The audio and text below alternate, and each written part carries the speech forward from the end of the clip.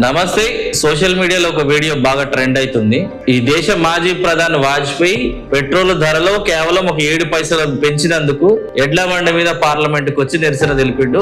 ఆ వీడియో ఇప్పుడు సోషల్ మీడియాలో వైరల్ అవుతుంది. అట్లనే ఇంకొక వీడియో కూడా సోషల్ మీడియాలో వైరల్ అవుతున్నది. ఆ వీడియో ఏంటంటే 500 రూపాయల పెట్రోల్ అన్న పోసుకుంటా గానీ నేను మళ్ళొకసారి నరేంద్ర మోడీకి ఓటేస్తా, మాకు నరేంద్ర మోడీయే కావాలి, हमको खाना नहीं चाहिए, रोटी नहीं चाहिए, खाली मंदिर चाहिए, खाली మోడీ चाहिए. 500 రూపాయలైనా గానీ మేము పెట్రోల్ పోయించుకుంటాం కానీ మేము మోడీకి ఓటేస్తామని చెప్పని జనాలు ఒక పిచ్చి స్టేజ్ లో మాట్లాడుతున్నారు.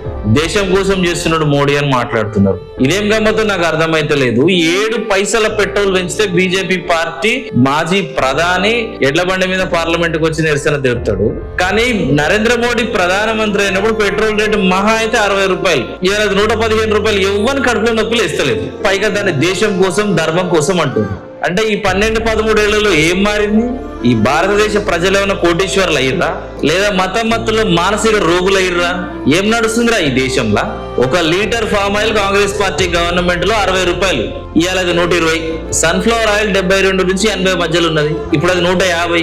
కిలో బియ్యం అప్పుడు ఎంత ఉండే, కిలో బియ్యం ఇప్పుడు ఎంత ఉండే, కిలో పప్పు అప్పుడు ఎంత ఉంది, కిలో పప్పు ఇప్పుడు ఎంత ఉంది? అరే మన జేబులో ఉన్న ప్రతి రూపాయిని కూడా పూసుకొని చేస్తుర్రా ఈ కొడుకులు. ఎట్లా బుద్ధి అవుతుందిరా మీకు?